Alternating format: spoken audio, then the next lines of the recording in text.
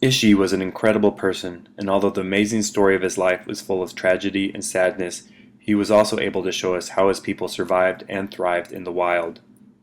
Today is March 25th, 2016, which is significant because at 12 noon, exactly 100 years ago, Ishi passed away from tuberculosis.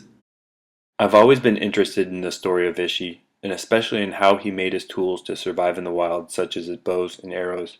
I wasn't satisfied in just reading about how he made them, but I wanted to go collect the same natural material and make replicas as close to the original tools as possible. For several years I've hunted with Ishi-style archery equipment, and have been amazed at just how effective and lethal these Stone Age arrows can be. Not only was Ishi known for being a great hunter, but he was also an expert at making fire with the hand drill. His material of choice was buckeye, but he could also make fire out of sagebrush and poison oak. Ishi was immune to poison oak, but for me, when it comes in contact with my skin, it leaves a nasty welt that will ooze for over a week, or when it gets in my eyes, will swell shut with an allergic reaction that will make me blind for several days. Even though I always suffer greatly when I come in contact with poison oak, I was intrigued by the fact that Ishi found this nasty plant useful for survival. This led me to ignore all common sense and make an arrow with a foreshaft out of poison oak wood. I found out that poison oak wood is actually a pretty yellow color and very hard and suitable for arrow foreshaft material. I wanted to remember Ishi on the anniversary of his death by making a friction fire the same way he did, using a hand drill and poison oak. I started by collecting a small vine of poison oak that was about the diameter I would need for a hand drill. Obviously, great caution is needed when dealing with poison oak. To use the fire drill, your material has to be completely dry, so I collected this poison oak vine over a year ago and let it season in my garage. I then carved the dry poison oak wood in the same manner you would use to make an arrow foreshaft. This allows you to attach your short poison oak tip to a longer fire stick that is made out of less toxic material. I then attached our poison oak tip to the main drill using a natural glue made out of pine pitch and charcoal. I further secure the poison oak tip by wrapping it with wet sinew, which will shrink when it dries to form a tight bond that will hold everything in place. So I have everything I need here to attempt my poison oak hand drill friction fire.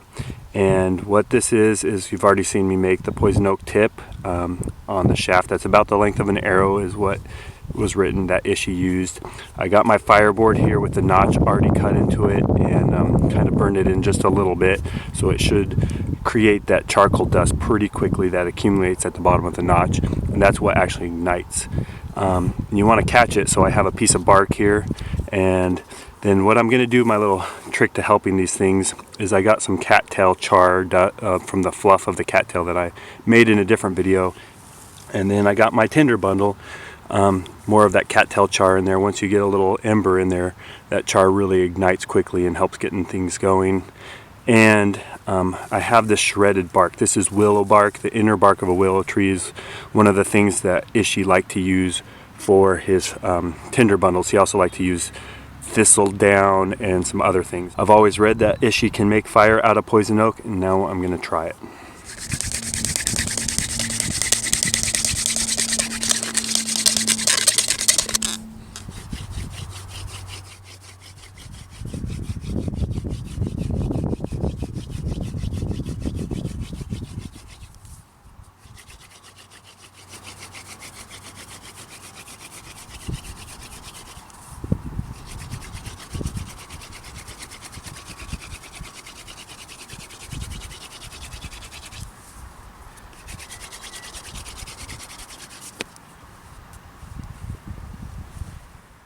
At this point, the heat from the friction on the hand drill created a small ember in the dust that accumulated at the bottom of the notch.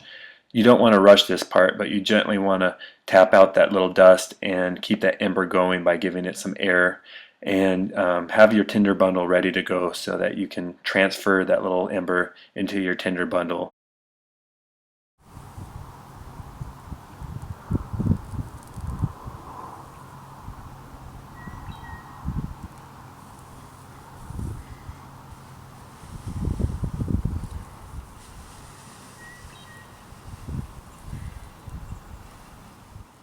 Probably the most dangerous thing you can do with poison oak is get burning poison oak smoke in your lungs and eyes. That could send you to the hospital with a severe reaction. I made sure not to breathe in any of the smoke and position myself so that the wind would be at my back. But again, you have to be very careful when dealing with poison oak smoke. And there we have it, a fire made with a poison oak hand drill.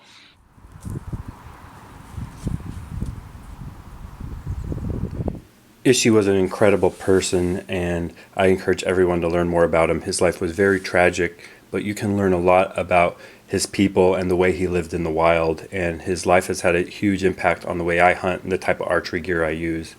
Some references, if you want to learn more about Ishi, I'd recommend you read.